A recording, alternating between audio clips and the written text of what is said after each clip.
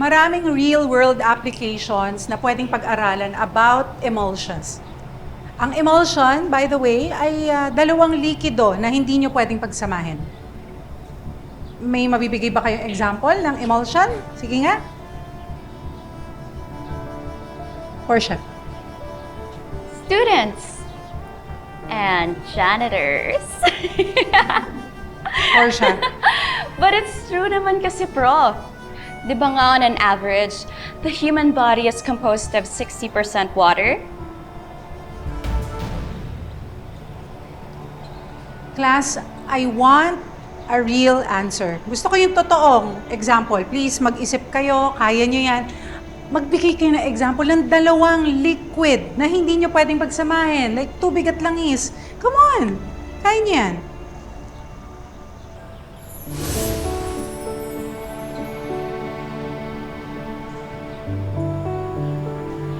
Gutom ka na? Saglit na lang to.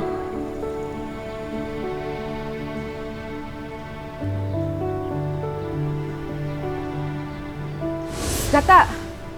Dahil may coconut oil at tubig.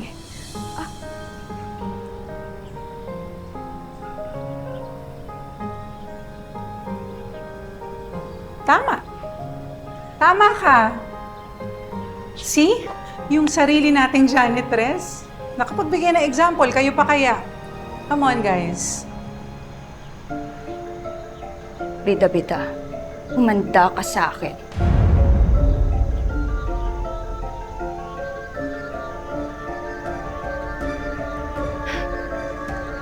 Actually, Prof, lagi yung pinapaalala sa akin ng dad ko na not to judge anyone based on their social status. Siya nga eh, galing din sa hirap.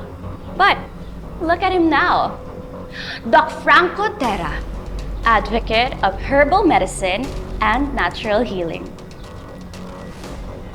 Patay pala niya si Doc Franco. Pag sinearch mo online, ang dami mong mababasa tungkol dyan kay Doc Franco Terra. Dati, galing daw siya sa hirap, tapos tingnan mo, bilyonaryo na ngayon, no? Advocacy. Pero ikinayaman ng pamilya nyo.